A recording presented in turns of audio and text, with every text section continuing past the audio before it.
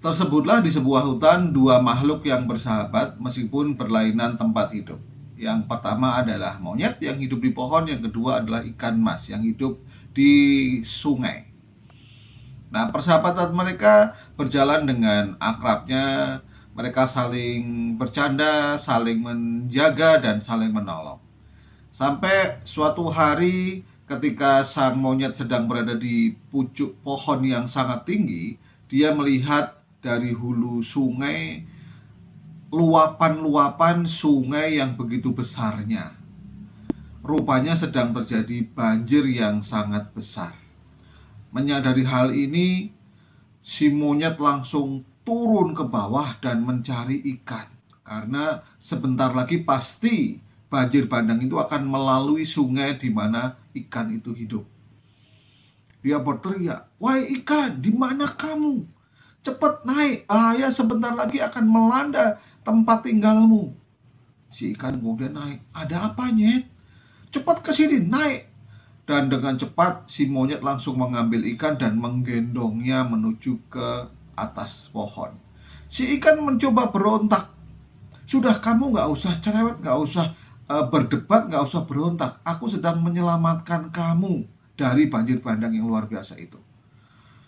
Ikan itu terus meronta, tapi si monyet makin kencang mendekapnya dan kemudian dibawa sampai ke puncak pohon.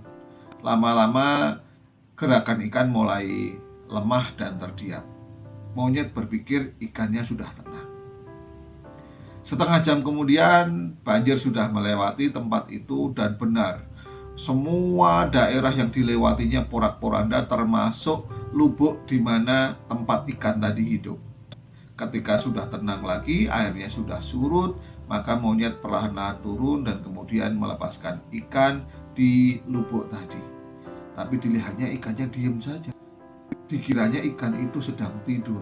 Ketika digoncang-goncang dan ikan tetap tidak berenang, sadarlah monyet bahwa ikan ini sudah mati. Dia menyesali perbuatannya yang tidak mendengarkan kata-kata si ikan tadi. Apa moral of the story? Kita ikuti video berikutnya. Let's check it out.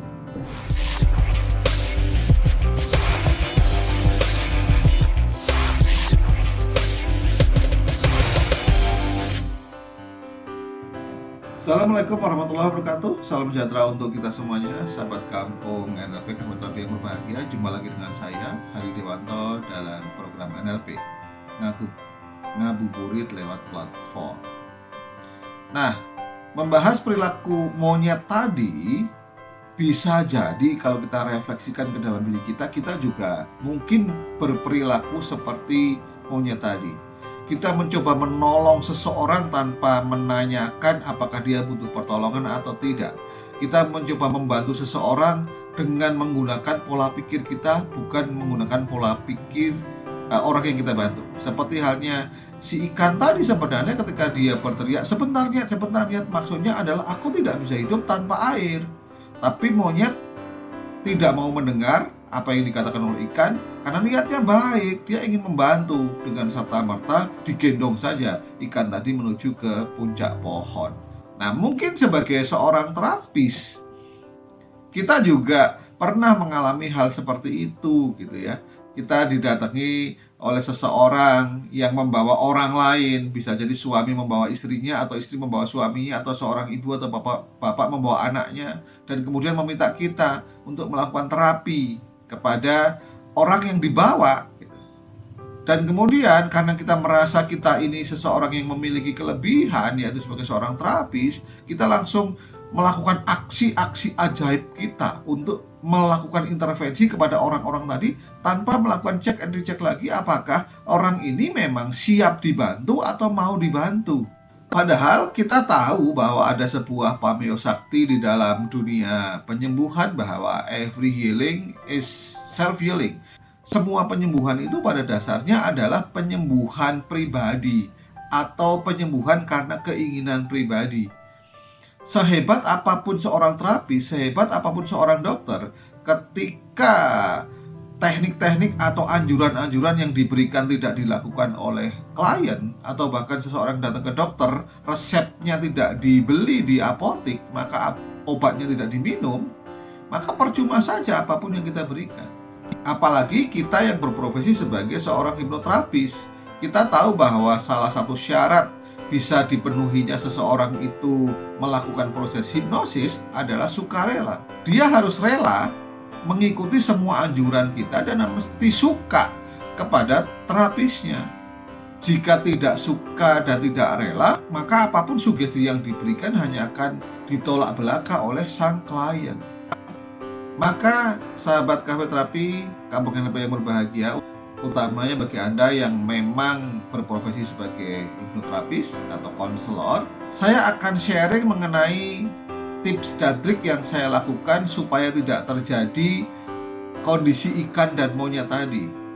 Dan jadi setiap kali ada klien yang datang, setiap kali dia sudah menceritakan situasi yang dia alaminya dan saya sudah memahami, maka kemudian saya akan tanya dulu, apakah Anda siap dibantu? Kalau dia mengatakan, ya saya siap dibantu, saya akan tanya lagi, apakah Anda percaya kepada saya? Percaya. Nah, yang ketiga, apakah Anda juga bisa dipercaya untuk nanti melakukan semua tasking penugasan yang kita berikan? Jika ketiga pertanyaan tadi sudah disepakati, barulah kita bisa disebut sebagai seorang terapis.